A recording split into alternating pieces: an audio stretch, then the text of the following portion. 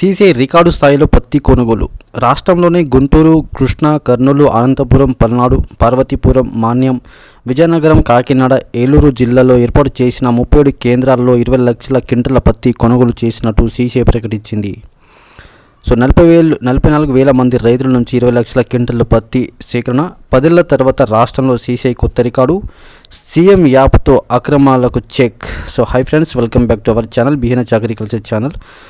ఇది మన ఏపీలో అయితే చాలా రోజులు అంటే చాలా సంవత్సరాల తర్వాత అయితే పత్తి రైతులకు అయితే కాస్త ఊరట కలిగించింది. దాని గురించి మనం ఇప్పుడు ఈ వీడియోలో మాట్లాడదాం. వీడియో చూసే వాళ్ళైతే కొత్త వాళ్ళు సబ్స్క్రైబ్ చేసుకోండి అండ్ పక్కన బెల్ ఐకాన్ ప్రెస్ చేయండి. వీడియో మాత్రం లైక్ చేయండి. Thank you.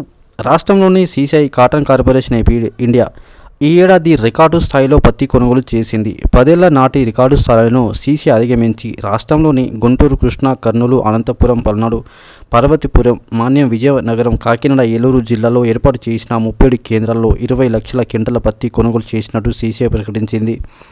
మొత్తం 44,000 మంది రైతుల మద్దతు ధర లభించింది. ఈ ఏడాదికి 15 కోట్ల మేర పత్తి కొనుగోలు జరిగాయి. గత ఏడాది కేవలం 1.5 లక్షల పత్తిని మాత్రమే కొనుగోలు చేసింది. ఈ ఏడాది సీఎం యాప్ వంటి సాంకేతిక పరిజ్ఞానం, డిజిటల్ ఇనిషియేటివ్తో 3.80 లక్షల బేళ్ల పత్తి కొనుగోలు చేశారు. చాలా రాష్ట్రాల్లోని పత్తి కొనుగోలు అనేక అవకతవకలు జరిగినట్లు ఆరోపణలు ఉన్నాయి.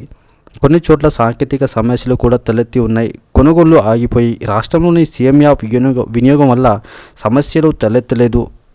పేరు నమోదు చేసుకున్న రైతులు స్వయంగా సీసీఐ కేంద్రానికి వచ్చి వేలిముద్ర వేస్తేనే కొనుగోలు సాగాయి. వేలిముద్ర వేసిన రైతు ఖాతాలోనే ఆధారంగా నిధులు జమ చేయడంతో దళారులకు ప్రయోజనానికి ఆస్కారం లేకపోయింది.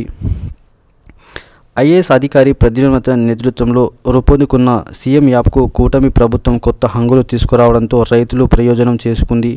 సీజన్ ఆరంభంలో సీసీఐ కేంద్రాల్లోని పత్తి కొనుగోలులో పెద్ద రాజకీయమే జరిగింది.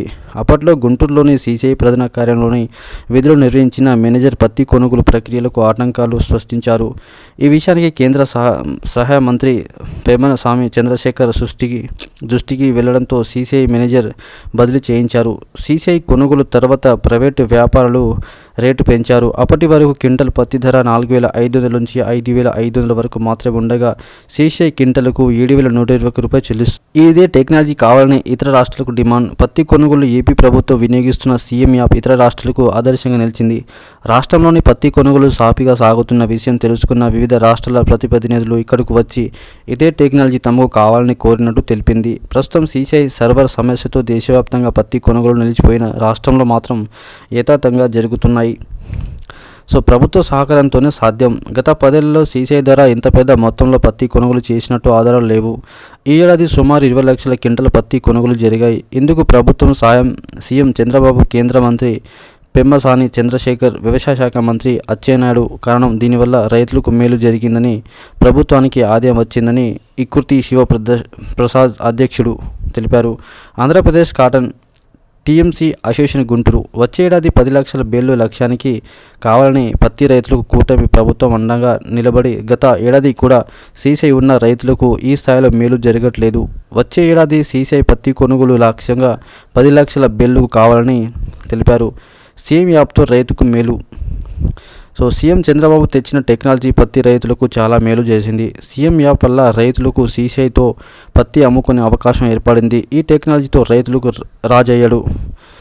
ఈ విషయం అండి ఈరోజు మనము పత్తి గురించి తెలుసుకున్నాం. సీఎం యాప్ వల్ల అయితే చాలామంది రైతులకైతే మేలు జరిగింది.